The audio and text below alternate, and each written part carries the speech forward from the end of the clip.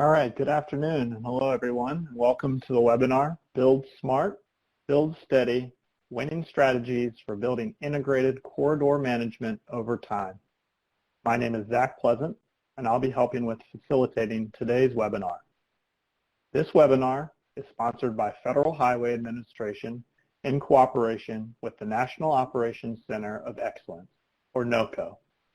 As a quick reminder, if you don't already know, at NOCO, we offer a variety of resources to support the transportation systems management and operations community. On the upper right-hand side of your screen, you can see a box called Useful Links box. You can browse through those links for TSMO resources and news. Previous webinar recordings and case studies related to this topic can be accessed from there. Now I'll cover a few logistics for today's webinar. We're recording this webinar, and the recording, along with the presentation slides, will be available through the on-demand learning section of our website. All the attendees' phones are on listen-only mode by default, but we'd like you to stay engaged by using the question discussion pod for comments and questions. We have a question and answer session at the end of the webinar, so if you have any questions, we encourage all of you to enter them in the questions pod as they come to your mind at any time. The questions will be read out loud one at a time by the moderator, and our presenters will each answer each question. So that is all I have. And with that, I'll hand it over to our moderator, Neil Spiller, to start us off. Hello, everyone, and welcome.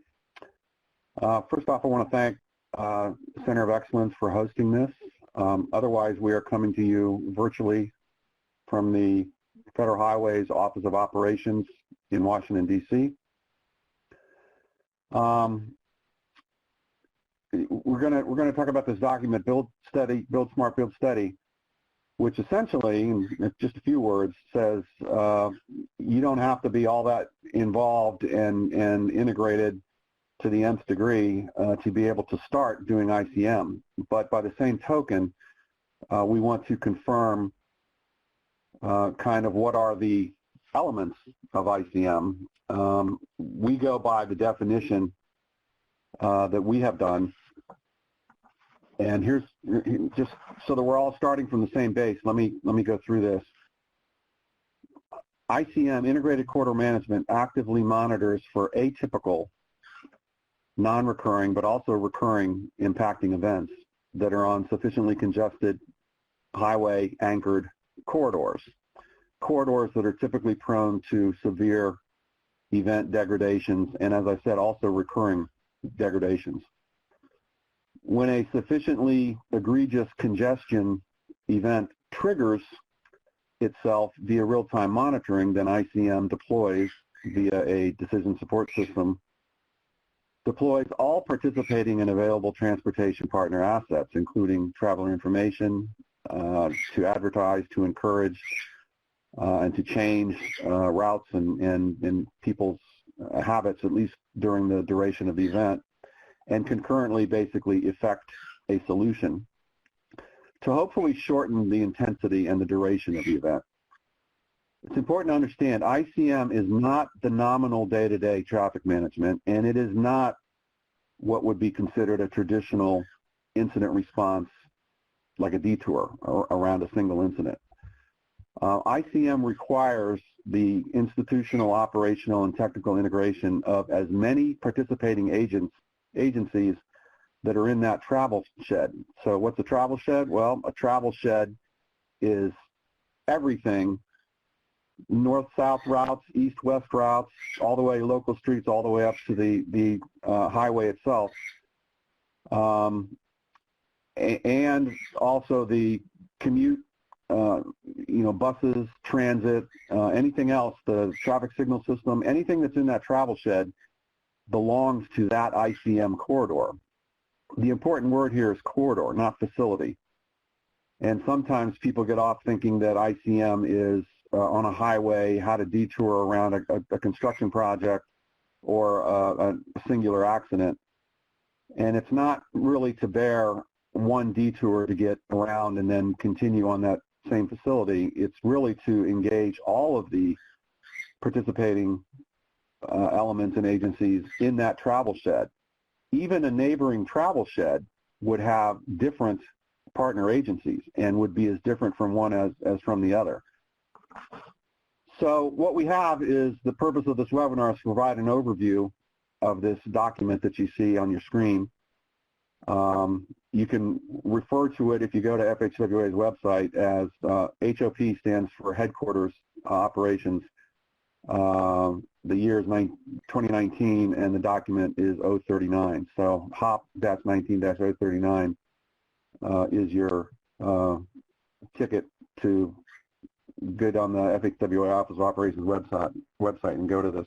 I think a little bit later we have a full URL that we'll provide you. But what we're going to do is I'm going to ask our one of our lead contractors, John Hicks, who helped us to prepare this document, take us through the document, give us the highlights. There's a lot. I'm going to remind John to stay on time, stay on target, stay within the wickets here, because there's a lot that we could easily get off track on and go off to discuss, but you'll just have to read the particulars in the document itself. But John's going to hit you with the mainline stuff of what the document contains and how it can help you. John, go ahead. Thank you, Neil. And as you said, I will, the next 25 or 30 minutes, kind of hit the highlights of the document as we go through. But I'm John Hicks, Transportation Planner here at Nobliss. I'm also joined by two of the lead authors of the document, Carl Wunderlich and Meenakshi Vasudevan, both colleagues of mine here at Nobliss, who can also help answer some questions if you have any. So to jump right in, the document describes key processes to help ICM stakeholders to be successful and continue building the momentum for their ICM solutions. And it's intended to be used in an active way, so to avoid ICM becoming obsolete or ineffective. And the document describes them across the ICM lifecycle, from early deployers just getting started to more mature deployments, ready to move on to the next level. And so the purpose of the document is to provide best practices for incrementally deploying ICM, adapting it over time, achieving long-term financial sustainability, and also presenting some key challenges faced by deployers. So here's the table of contents, which tracks roughly what the general process stakeholders are intended to follow as they begin or kind of enhance their ICM deployment effort. And we're going to walk through each of these sections in a few minutes, but at a very high level, Chapter 2 focuses on a comprehensive ICM maturity assessment, which is conducted as a joint exercise with various stakeholders. And then based on the outcomes from this exercise, stakeholders move to one of the following chapters. So Chapter 3 is for early deployers who are still early in the process, more maybe exploring the concept as a solution, and talks about some key steps to get started. Chapter 4 is for more mature deployments who are looking to build on some past success and build a more sustained capability. And then Chapter 5 is for very advanced deployers. And then it ends with Chapter 6, which provides some conclusions and some cross-cutting observations and challenges for deployers. So just to start off, why build slow and steady, and why not go right away to a very complex ICM deployment? So I guess it takes time to understand your corridor. It takes time to understand your stakeholders. And even in the event you do have all the funding right away for a very complex deployment, you might waste it if you're trying to do too much too fast. And the reality is that slow and steady is the way to go, since incremental funding is a reality. It's an established reality for many of us. So it may not be realistic or even desirable to jump directly into an end state or a very complex solution all at once. Some of the reasons why it's difficult to jump straight in, as I said, time is needed to build those relationships with those different stakeholders, understanding your own corridor's performance, identifying what that baseline is, sort out kind of what success looks like.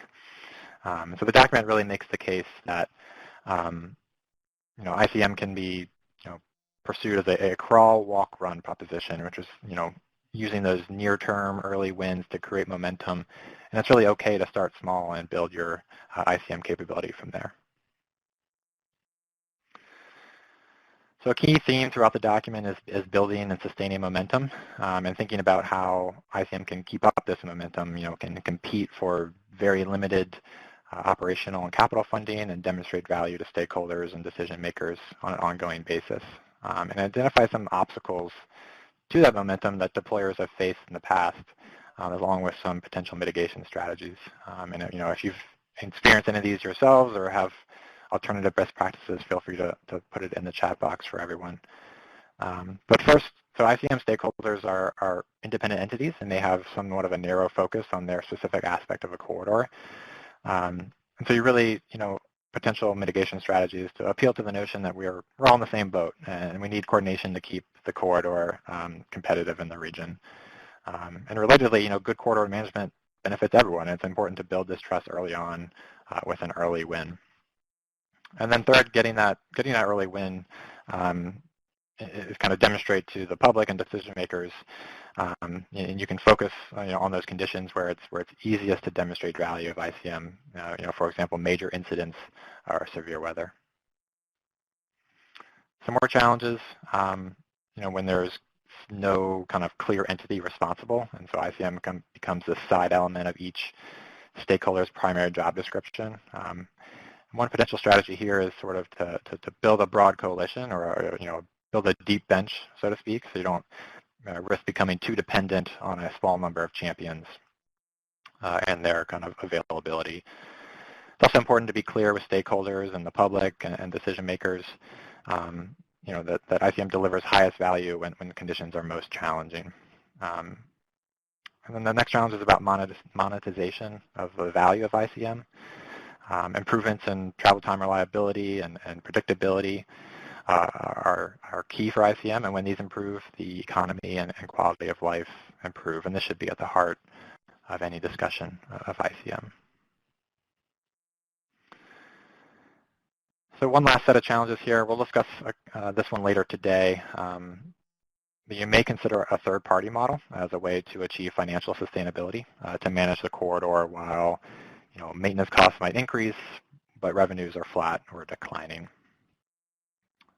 Relating to some of the earlier challenges on communicating the benefits, there may be public indifference. So the key here is to really tell a story of why ICM matters and how it helps everyone who uses the corridor, and show how it can lead to tangible improvements. And it's also important to focus attention on ICM responses in those highly visible events, and educate the media and the public and what ICM did to improve performance and help educate the benefits of ICM. So before we go into the core of the document, John, go ahead. John, let me step in here on that last one. Yep. That's important because, as John said, sometimes it's difficult to quantify that ICM had an effect. In San Diego and Dallas, which were the demonstration areas, it was very hard. There were some incremental, almost, improvements that were made, but they were significant. So if you tell people that a traffic accident or a truck overturn that might, usually take 4 to 6 to 8 hours to clear, only takes 2 to 3 hours to clear, because a lot of the traffic has been affected by an ICM trigger, that's a win. It doesn't make the event go away, but I think you have to tell people that it's a pat on the back, that the duration and the experience and the inconvenience was less than what it would have been. Sometimes those are hollow words. People may not believe exactly what it is you're trying to tell them, but that's part of the story. So part of the story is to try to find those wins and say it's visible, and to point out, our traffic signals were changed to enable traffic in a better direction. Messages were put up from here to 10 miles out. Traffic started moving. Transit added more buses to create a bus bridge. These kind of things need to be kind of vocalized so that people know that ICM did contribute. All right, John. Yeah, thank you, Neil. That's a good example. So before we go into the core of the document, the first step is kind of to assess your ICM maturity, which I have mentioned, and we'll go into more detail in a bit. But based on the overall maturity of your system, there are three kind of broad classifications that are important to understand, because based on that level, kind of determines how you might use the rest of the document. And we'll reference those throughout the rest of this presentation. So early deployers are these kind of emerging areas where there is definitely a need, but still very early in the process with little integration. And the second type are more durable, mature deployments who may have had an early win of some sort and really want to take this, keep the momentum going and take the next step. And then the third type are more transformative, advanced ICM deployers, of which none really are in existence so far, considering those more complex institutional and financial models or some emerging technologies. So this figure kind of illustrates how the document is intended to be used, as I said, in a very active way with different exercises at various points throughout the maturity spectrum. So now that we defined early, durable, and transformative, hopefully this is a little bit easier to understand. As I said, is to conduct the capability maturity model, or CMM assessment, and that's in Chapter 2. And then so for those deployers who are just exploring the ICM concept as a possible solution, but don't have ICM system in place yet, should probably skip Step 1 and move to Step 2, and come back once some ICM capital has been built and do the exercise in Step 1. So based on the results from Step 1, kind of determines where you fall on the maturity levels and how you use the document. And so Step 2 is to conduct various structured activities with different stakeholders to identify a set of strategic actions needed to move the deployment forward. As I mentioned earlier, this document kind of breaks it down by different types of deployment. So early is in Chapter 3, durable in Chapter 4, and transformative in Chapter 5. And then Step 3 is to use the results of the exercises to adopt or update and adapt the arrangements among different stakeholders. And so the goal here is to really use this process to maintain momentum and build a more complete and effective capability. So starting with Chapter 2 and Step 1, which is the capability maturity model assessment, part of this process is also understanding different types of stakeholder arrangements to assess and eventually be able to achieve a successful deployment. So these include institutional, operational, and technical arrangements. And I also note that these are intended to be living arrangements, so to speak, meaning that these arrangements should be developed when ICM is first launched, but also adapted over time as the system matures. So just briefly, institutional arrangements, they kind of govern how stakeholders guide the strategic direction of the deployment over time, whether it's geographic boundaries, different scope of actions, financial plans, stakeholder engagement in institutional forms. Operational arrangements are really about the day-to-day decision-making within the corridor and roles and responsibilities of system operators. And then the technical arrangements kind of govern the ownership and responsibility among stakeholders for managing the different systems assets. So we're going to go through examples of each of these in the following slides. So institutional arrangements, they document the vision, the goals, and the concept. It's really important to set the stage early, but it's also important to revisit at each state. They document the roles and responsibilities, business relationships, and funding for operation and maintenance, and policies for adapting these arrangements over time.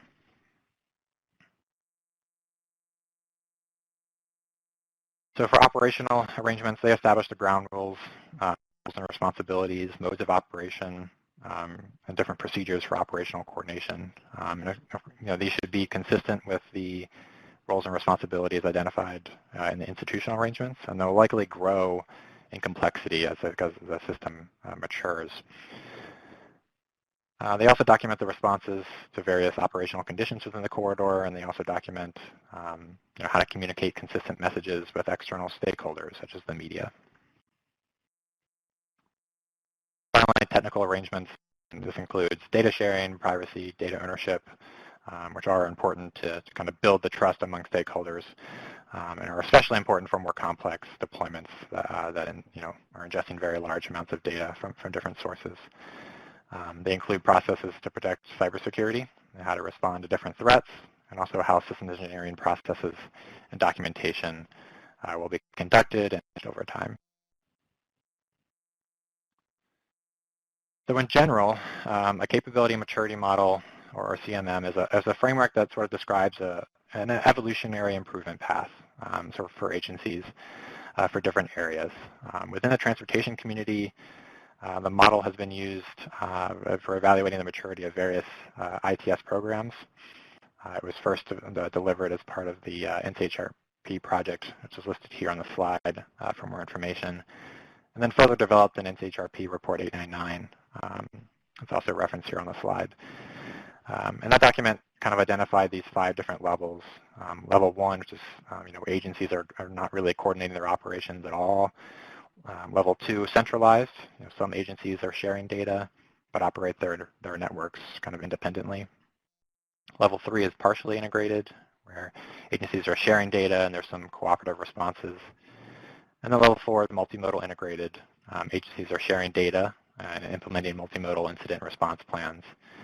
And then finally, level 5, where operations are centralized for the corridor, and a central system is used to coordinate operations with very robust communication among agencies.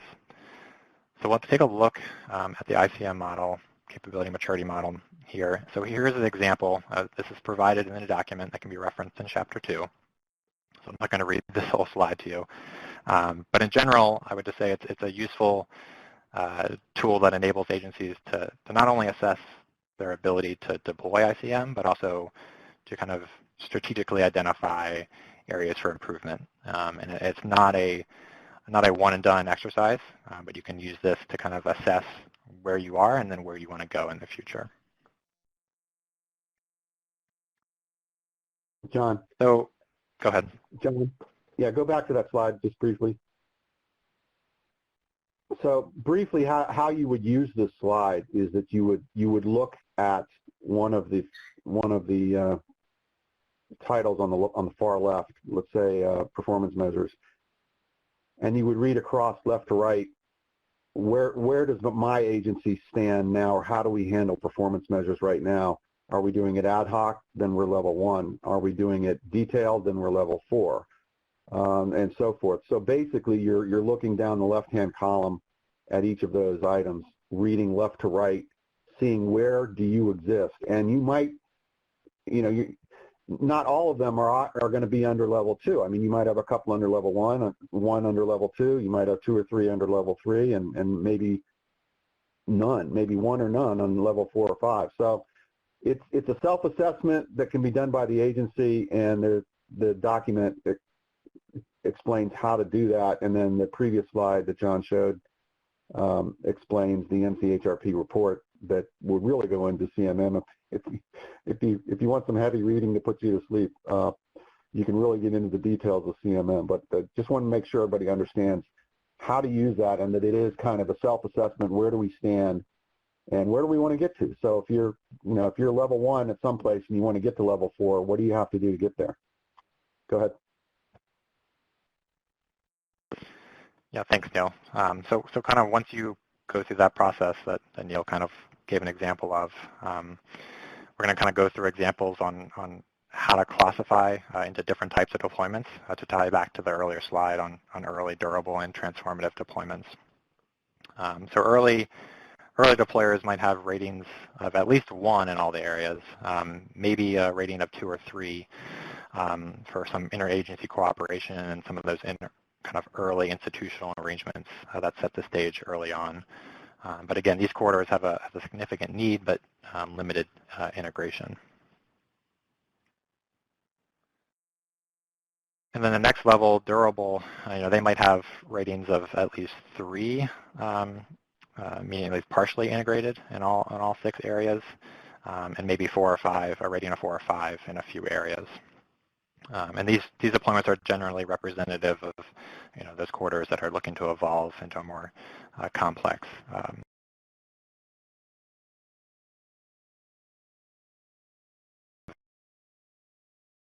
of 5 in all 6 of those integration areas. And again, as we said earlier, these are representative kind of long-standing, very durable deployments that really probably don't exist quite yet today. So this figure kind of summarizes the ICM implementation process to define kind of 3 different phases within the ICM continuous improvement process. And the process kind of helps to structure the improvements needed for the different 3 types of deployments. And chapters 3, 4, and 5, and sort of the rest of these slides today, will follow each of these 3 steps when kind of discussing the activities for each type of deployment to move your capability forward. There's a lot going on in the slide, but I would just say that the key message to take away here is that this is an iterative process. It's a continuous improvement process of planning and implementing and operating and measuring and improving it. You don't just do it once as an early durable or transformative deployer, but it helps maintain the kind of consistent engagement of your stakeholders and some periodic interaction with your stakeholders to allow you to keep building steady. So in phase A, in the conceptualize and adapt stage, this looks at the current ICM concept, the stakeholders and the goals, what success looks like and how to measure it, focusing really mainly on the institutional arrangements. And then the build and enhance, you're focusing on how to build those new technical capabilities, focusing more here on the aspects of the technical arrangements. And then the operate and monitor, looking at how operational practices should be updated or altered because of changes in the focus. And the focus really here is relating primarily to the operational arrangements. So here we kind of start chapter 3 of the document for those who are either kind of exploring the ICM concept, those early deployers. And so for deployments to sustain momentum, there's a need to establish task forces that take on different assignments to coordinate. So in the early stage, there may be a limited number of these that focus on a very focused set of key areas. But this section of the document provides an overview of potential task forces, some examples of their roles in the early stages. For example, performance measurement, different applications and strategies, decision support systems, data sharing, and stakeholder arrangements.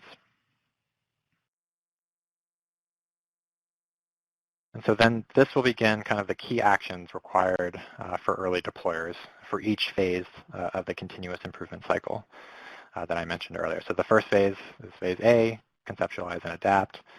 And the goal here is to either create a new ICM stakeholder group or to significantly adapt an existing community to address a specific corridor problem or create a revised concept. And the steps here include identifying the top corridor needs and problems, determining actions required for a coordinated response, updating your vision, goals, and outcomes of the deployment, and then creating and updating those institutional arrangements. And then for phase B in the build, for those early deployers, here we're trying to identify the technical capabilities that need to be built or enhanced for addressing the needs identified in the previous phase, phase A. And so this includes any strategies for coordinated responses, a new or enhanced decision support system, assessing if data are being shared between stakeholders, identifying gaps and capabilities, and then developing those technical arrangements to fill those gaps. And then finally, phase C, for those early deployers, we're looking to identify those operational coordination activities required to realize the technical capabilities that were identified in phase B. So for each technical capability, stakeholders can rate the readiness of stakeholders to move forward in operational form and develop or update operational agreements to be really clear on roles and responsibilities. And they should be agreed upon and documented with all stakeholders. And again, I would say this document has details on all these steps as well as suggested strategic planning exercises as well as homework for early deployers to follow. So here we move into Chapter 4, which is for the more durable ICM deployers, and we're going to go through again the same three-phase process as before. I will note that kind of one key distinction between early and durable is that durable deployments have standing task forces, and the emphasis is on kind of letting the performance of the corridor drive the planning and investment activities, whereas in the early deployment stage, decisions are made mostly, really looking to secure that early to demonstrate that the concept works. So for phase A, this is similar to what we talked about in Chapter 3. Even though it's an established deployment, it's important to have that periodic assessment of the corridor needs, potential impacts, and the coordinated responses, as well as the vision and goals. In phase B, for more durable deployment, here the goal is kind of to identify the technical capabilities that need to be enhanced for addressing those top needs. This includes, assessing if performance is being measured using real-time data, if new strategies are needed with new technologies that have emerged, enhancing DSS response plans, assessing how an agency is integrating real-time data from different agencies, and identifying technical gaps and updating the technical arrangements to help address them. And then for phase C, well, actually before I move on, I would say I'm not going to show phase C here because it's similar to what we stated in Chapter 3 for operate and monitor. So I would just reference you to Chapter 3 again for that phase for players. So finally, we move to Chapter 5, which is intended for ICM stakeholders who have established a more comprehensive ICM deployment. And this chapter really revolves around kind of the potential migration of corridor operational management from a collective model of partnerships to an independent third-party operator. And this kind of outsourcing would be a significant step in ICM evolution, and it would likely, break new ground since there aren't really any transformative deployers out there today. And not every ICM deployment needs to take this step. But it's mentioned it remains an option, and it may be an option as a response to some institutional and financial risks that I'll discuss in a minute to kind of preserve the ICM capability in the face of those risks. And this model, go ahead. Mm-hmm. Yeah, I don't know how, I can't recall if we're going to get into it, but that item in the middle of each of those diagrams is kind of the decision support system. That you have to keep in mind that the decision support system becomes the linchpin that holds this all together, and that all of the pre-agreements and the agreements and the number of agencies that are participating and the things that can be done vis-a-vis, the changing signals, changing one-ways, putting up messages, changing transit, identifying measurements, opening up gates, closing gates, all of the elements that can contribute to mitigating an incident out on that corridor are suggested through a decision support system. So we do have a specific guide if you go to the FHWO website that talks about decision support systems. Very, very quickly, decision support system, for example, if you're in the military, it's everything that happens behind the scenes to supply and communicate and move an army. Decision support system in the medical community is very quickly coming to an agreement on, what the number of, whatever the symptoms are, plugging them in and trying to get an answer to say, here's what the disease or the problem is. But it's also the logistics of the hospital and keeping the hospital running, how many beds, how many people, how many, what do they need for food, what do they need in cafeteria, all of the decisions that go on in supporting that which it is that you're trying to do. So if, in our transportation example, you're trying to mitigate an incident out on the highway. So all of the things that you can do are run through that DSS. And I would hazard to say that, John talks about early deployers or, middle or fully developed deployments. once you have a decision support system, I think at that point you probably consider yourself to be in business and in the business of having an ICM, an active ICM corridor. Until you get to that point where a decision support system can act on your behalf to make decisions for you or to help you reach certain conclusions, you're probably not operating ICM. You're probably operating, best practices or day-to-day. So this document doesn't talk a lot about the decision support system, but I want everybody to know that that's what's running in the background, and that if you need to know more about the decision support system, we do have an entire document that defines what that is, and just like we have an entire document that talks about mainstreaming and getting ICM, into the public eye. So I'll leave it at that. Again, back to you, John. Yeah, thanks, Neil. I would just point, we did have an with through NOCO on that mainstreaming document that does go through some of those fundamental ICM concepts that you just referenced. Thank you. So I'm going to kind of move ahead. So a few factors to determine if you may be ready for third-party operations.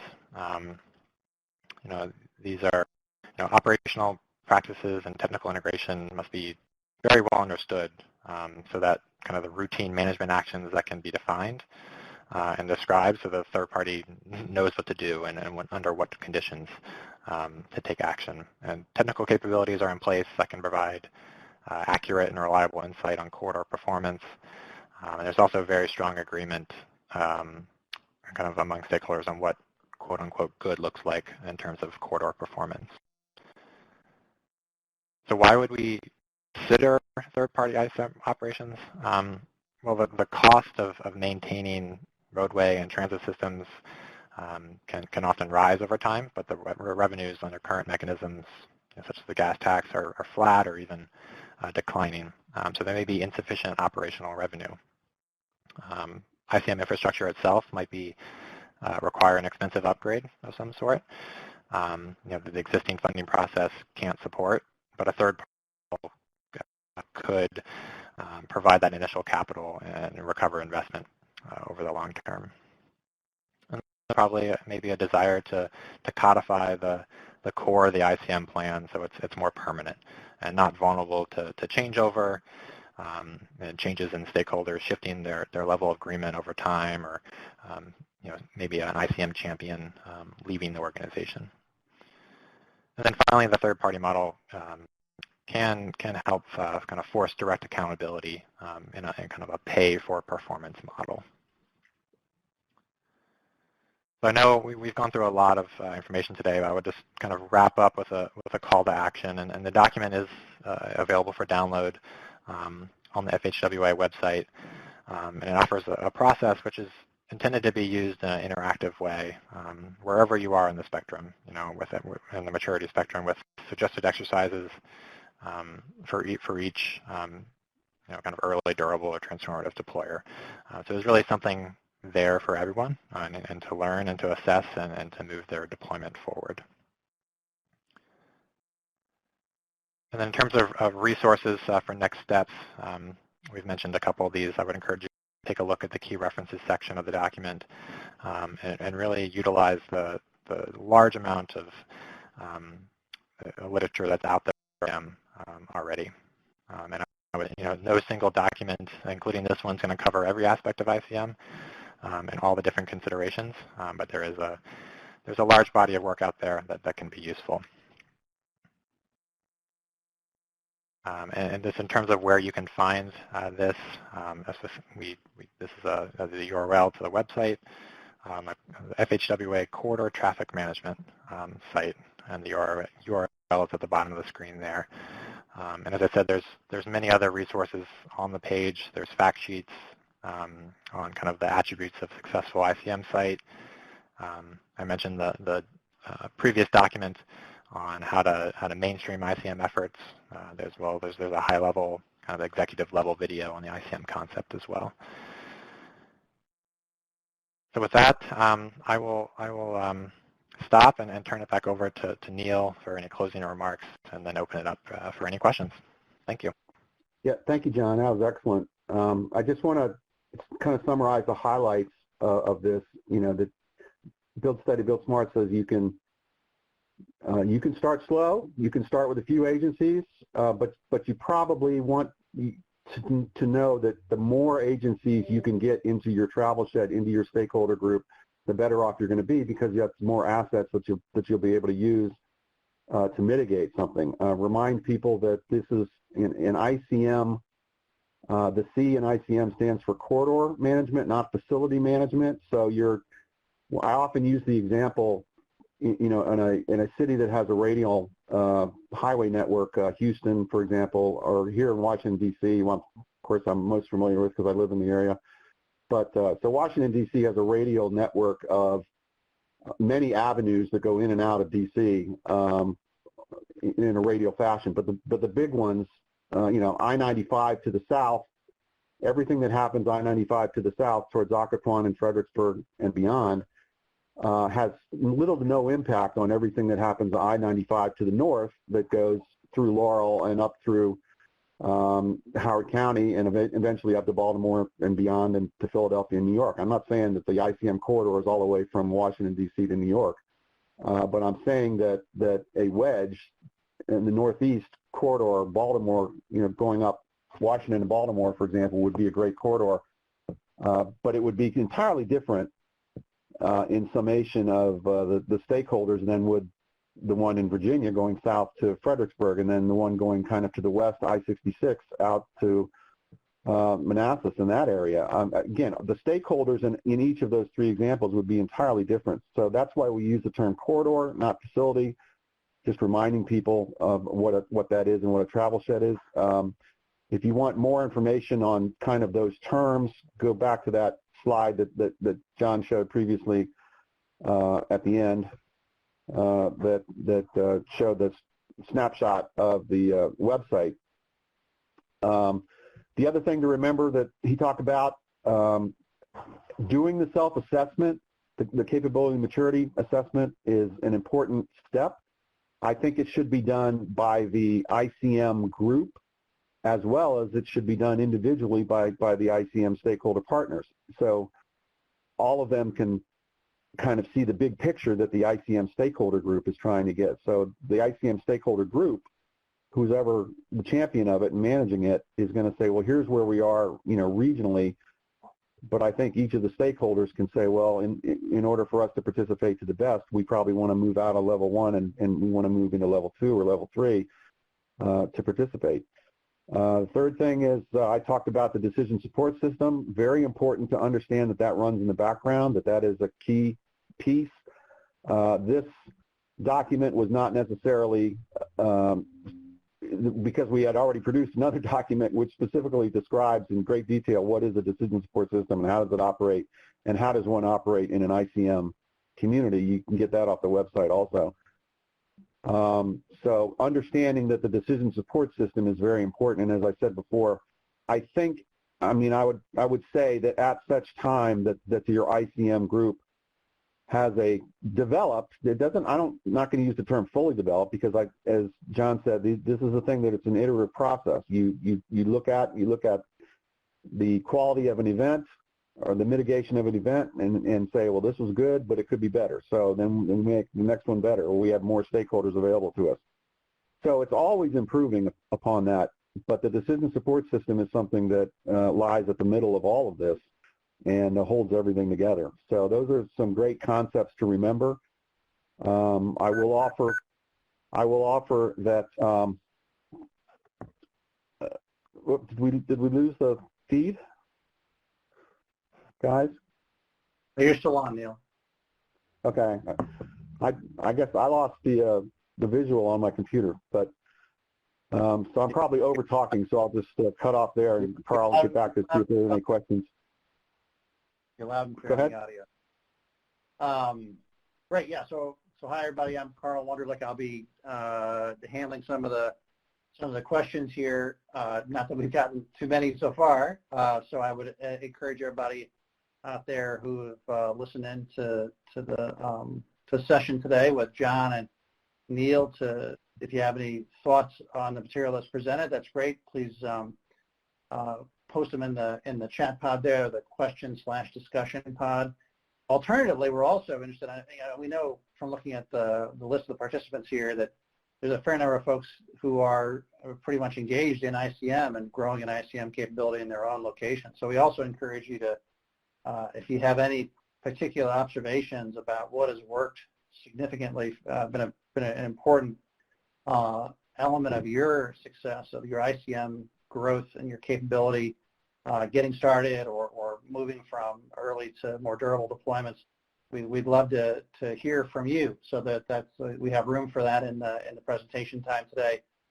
If you've got some observations, please enter them in the chat pad or your questions. And while we wait for additional questions to roll in, I did receive 2 questions sort of privately communicated to me, so we'll start maybe with those as pump primers, and then if there's additional questions or observations, we'll throw it back to the general group here for questions posted into the chat pod. So I'm going to read them out. I think what we'll do, Neil, is I'll ask you to have for your first cut at anything you want to say about it, and then throw it to John for more detail. But the first question is, funding is one of the biggest constraints to ICM. That's clear. And building momentum. Any best practices to overcome this, and how we can influence decision makers to make ICM a priority? So Neil, you want to take that first, and then throw it to John? Yeah, I mean, it is a challenge, but I think that the main thing is to be very transparent and vocal about what, that ICM exists in your region. Here's what we're doing. Here are the stakeholders. These are the people participating. And it makes sense that if and when they are asking for funding, or they are maybe looking at to upgrade equipment or something, that they would do it with an eye towards fitting in or competing with or existing with that ICM vision. So that's a good time to bring back the concept of operations and kind of the stakeholder agreements, and say, well, we've agreed to work within the framework of a regional ICM cooperative, and therefore any funding, we would love to have that funding support it, or if you're looking at a particular software or hardware buy, that it would be something that would be compatible with, first of all, but supportive to and cooperative to the decision support system and the algorithm that's already either being developed or is developed. John? Great, thank you. Thank you, Neil. Yeah. John, comments? And I would that's helpful, and I would just add, I think it's going to be difficult to make ICM a priority if you kind of are not clear to decision makers. ICM makes the biggest difference, and I think I would go back to, again, focus on getting that early win, where to make it really obvious where ICM has the most value on those major incidents, special events, severe weather, and really document those so folks can see proof of value of ICM, and really make sure everyone understands the benefits to their agency and the wider as well, and just appeal to that notion that everyone is the corridor, and kind of keeping the region competitive economically is important to kind of improve those travel times, and travel reliability is good for everyone. And then I would also just say that the mainstreaming ICM primer, which is again on the FHW website, has a of different funding sources and funding information and opportunities at the federal and regional level. So that also might be a helpful resource. Great, thank you, John. If I'm not mistaken, go ahead. At the back of that, is it the mainstreaming document at the back that has kind of a Q&A that was developed, or is that the other document that talks about the major achievements? One of those two documents, Monocracy, you may know this, one of those two documents at the back of it has a very informative kind of a Q&A that was a survey of some ICM participants, and the results of that survey are in the back, and they talk about what worked well, what didn't work well, what are what are some challenges going forward? What are some successes going forward? I can't think of the exact name of that element, but it's in the back of one of those two documents, I think. Am I correct? Yeah, I recall. Yeah. But do you know the document off top of your head, or do you have a URL ready to throw into the pod here? So actually, this is Meenakshi Vasudevan from Noblus. So let me hunt for it. I know what you're talking about, Neil. I'm not sure if it's that first primer. It might be from the other one that Greg wrote. So let me hunt for it, and I'll put the link. Okay, thank you. Yeah, well, Meenakshi does a little hunt and seek there for the document. I've got my second question that was communicated to me outside the chat pod here. So we'll go to you, Neil, to start the same way. So this one is a question: are there any ICM case studies or examples for Building Smart or Building Steady that you can point us to? Well, the first place I would point you to is the major achievements, the document, ICM major achievements document that's on that website, and that talks about obviously what are some of the achievements of not only Dallas and San Diego, but achievements in general, and how those. So yeah, it does talk about case studies in particular, and it probably does focus on the San Diego and the Dallas ones. But I think it also speaks to just even a localized or a regional ICM corridor or travel shed. I keep loving to use the word travel or the description of the travel shed. What are some of the successes that you can have in there? And so that major achievements document is the first place I would go to. Great, thank you, Neil. John, any additional thoughts on that? Yeah, I mean, it's definitely a good resource from the DOT perspective. San Diego and Dallas, as you said, have pretty extensive documentation in terms of case studies. There's other efforts around the country, Northern Virginia, Austin, Texas, Kansas City, Des Moines, as well as some other kind of emerging areas.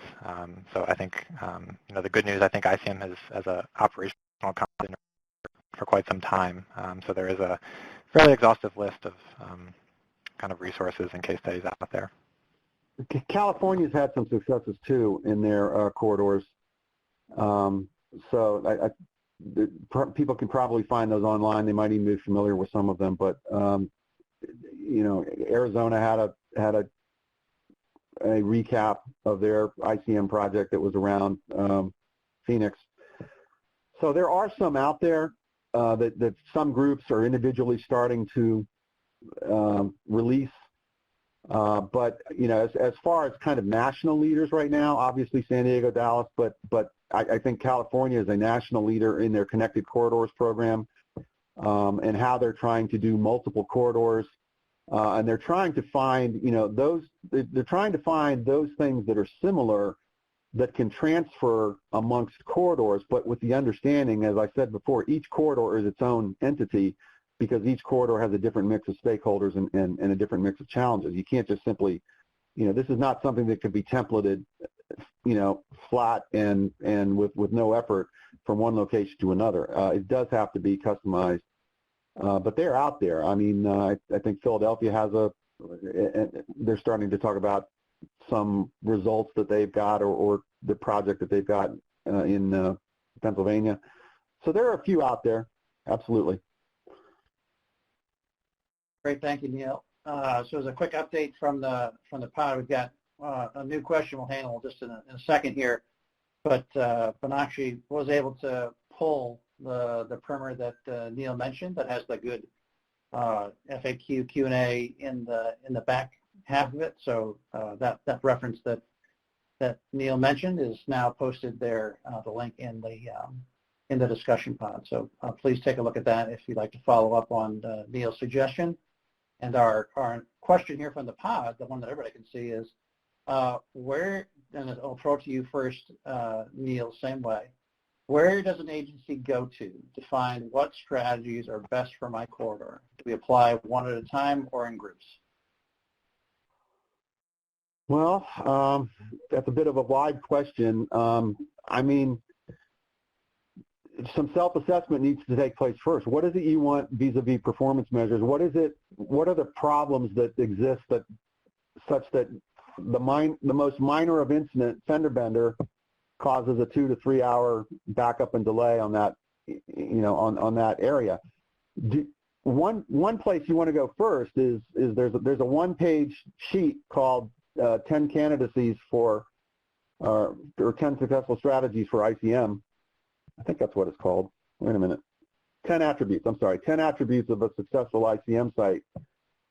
So if you're going to conduct ICM in your area, let's make sure that your area is conducive to it, because and I'm not naming names here, but we were contacted by Alaska a couple years ago, and they said, can ICM occur out here? And basically they were talking about, a long stretch of a singular highway from Fairbanks to wherever.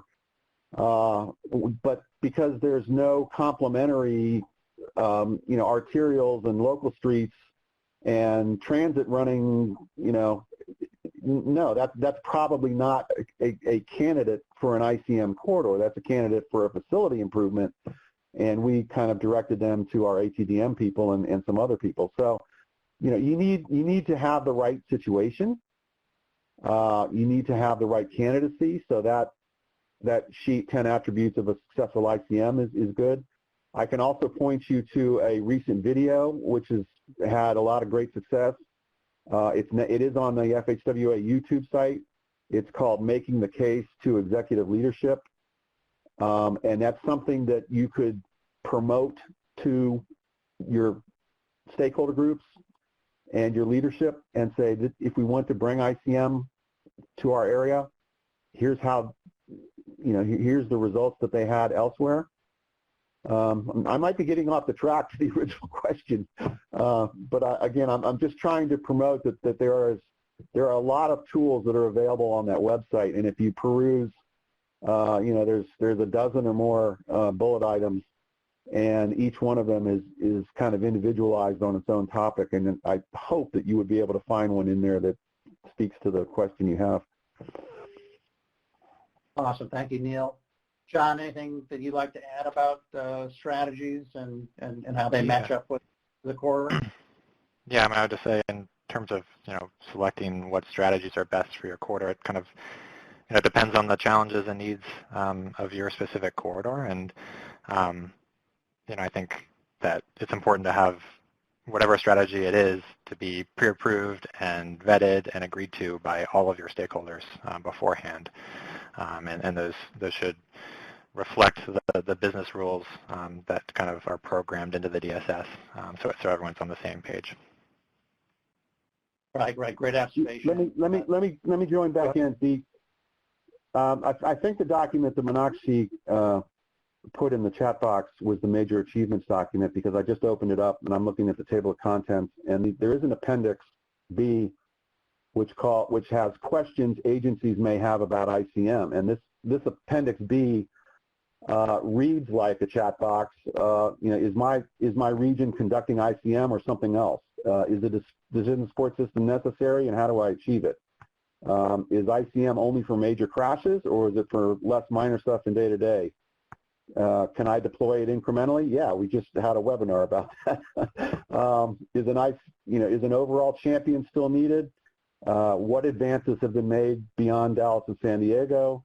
How and why should we implement it in our region? Are we candidate? I just talked about whether or not, there's 10 identifications, whether your region is candidate for ICM or not. And again, you don't have to hit all 10, but if you hit one, you're probably not. If you hit 3 to 4 to 5 to 6, you probably are, depending on what they are. And then, I don't want to leave out our Joint Program Office. So Federal Highways also has an office called JPO, Joint Program Office, which did a lot of pre-work. Some of you may have been familiar with the work that Bob Sheehan did, but there's a lot of good elements in there that talks about ConOps and the PMP plans and how do you develop a decision support system and so forth. So if you want to go to that Appendix B that's in that document, Major Achievements, that's a very good Q&A that an agency questions that agencies would ask and we'd be able to answer. Awesome. Thank you, Neil. So did get a couple additional questions. I have one quick observation on the strategies best for the corridor. Just a quick one is, like Neil pointed it out, is what are you trying to achieve? So rather than pick a strategy and then force fit into the corridor, that's not really the ICM mindset. It's to start from whatever the needs are, and then find the strategies that address it. I think there's too many times where, because of it's a very exciting technology or something that is eager to be deployed, that ICM can sometimes use as a way to try to wedge that in. But that's not really the notion of how ICM works. It's based on understanding the corridor first, talking to stakeholders, getting together a plan that is truly integrated, and then finding the strategy, even though it might not be the most technologically advanced, let's say, or even the most avant-garde, but at the same time, the stuff that's relatively simple may be the things that have the biggest bang and get your ICM deployment off and running. And having that momentum, I think, is more important than necessarily trying to deploy some strategy that has a certain cachet. We do have a new question here. It relates to traffic analysis tools. So this is an area, I'll throw it to Meenakshi because this is an area for her particular expertise. So I'll just read it here. Could we use traffic analysis models to help pick strategies? What data would be needed? So Meenakshi, would you like to take first cut at that one? Sure. So it's kind of related to, the earlier question that Jim had posed. And I think all of the things that you, Carl, Neil, and John said, that should be the first step. But then if you have traffic analysis tools, then the suggestion is that after you talk to your stakeholders, figure out what are some strategies that might, yield the impacts that you need for your region and address the issues that you're seeing for your corridor. Then you may want to use traffic analysis tools to test out. So do, test them systematically. So, for example, look at managed lanes and then, let's add ramp metering. Then what's the, the cumulative benefit. So you need to do it systematically. Don't just consider all strategies together.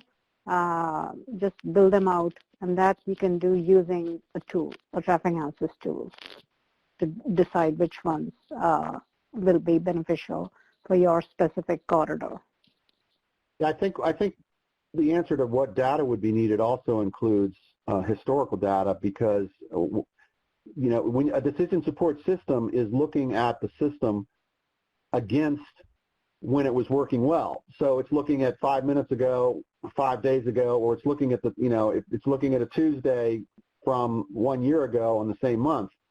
What was going well, and so the decision support system uses that historical data to say, oh, there's something happening out there right now that I need to red flag, and the decision support system kicks in, and it gives you a do-nothing scenario, which says you're screwed for the next 8 hours, or it gives you several alternatives and says you can turn on or turn off these elements, like that change the traffic signal patterns from morning to afternoon, even though this is afternoon. Put up these messages, build these transit bridge buses, effect this kind of an immediate, short-term detour for any cars that are stuck in the vicinity of the event. But you put in a larger detour, that begins 3 miles to 5 miles to even 8 miles back, that says you just want to avoid the downtown altogether. So if you're gonna stray off into the city or into the suburb around it, those traffic signals and those arterials need to be enabled for that traffic, and not for midday traffic, but maybe for peak hour traffic in the whatever the direction is. So that kind of data is very helpful and inclusive, and goes into and is part and parcel of the decision support system that creates it. Great point, Neil. So with that, what I'll say is thank you, for example, in the chat bot I see a nice note from Dean. Thank you so much for your comment. I'm glad it's been helpful to you. We do not have any additional questions in the chat pod, so I'll make one final plea for engagement from you guys. If there's anything out there that you'd like to offer as a question, or again, separately, anything you'd like to relate from your own experience about working with ICM, share with the group, we would love to hear that. But if there's not any here, and I'm just kind of filling time a little bit here to see if anything pops up. If well, not, I would offer people to it's 8 to 10 minutes very well spent if you will go on YouTube and look up that FHWA video, which is called "Making the Case to Executive Leadership."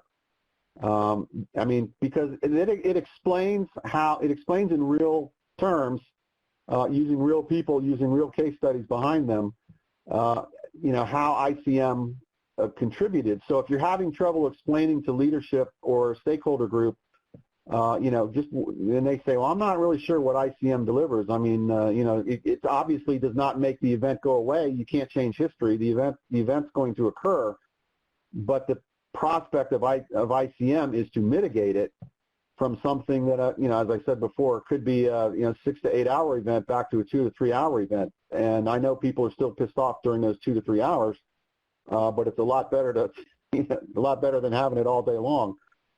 So that's a great thing. And again, there are other resources in there.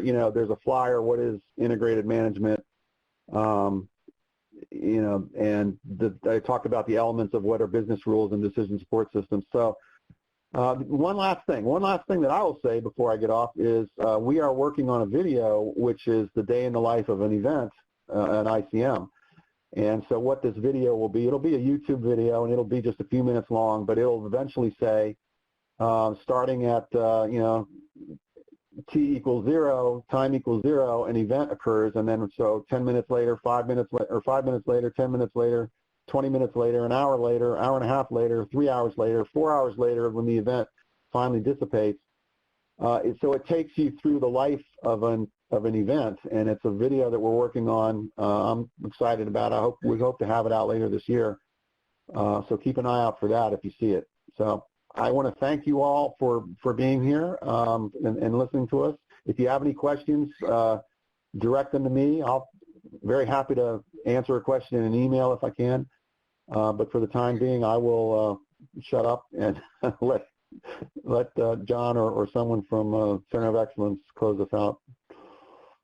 All right, well, I did thank you, Neil, for those closing remarks and the heads up on that exciting video that's upcoming. Manakshi has posted the video that you mentioned, the Making the Case video, which I also agree is excellent, has actually won some awards. So if you're interested in checking that out, it's definitely worth your while. But I would like to throw it to John to see if you have any closing comments you'd like to share before I turn it back over to Zach to wrap up the session. No, I am good, Carl. Thank you for everyone for joining us, and I look forward to engaging with you guys more in the future. Right on, great. Thanks so much, John. Well, with that, Zach, I think we had around 30 folks, so we held on to them for an hour plus. So I think overall a great session. Thank you for hosting it, but I'll throw it back to you for any wrap up that you'd like to handle.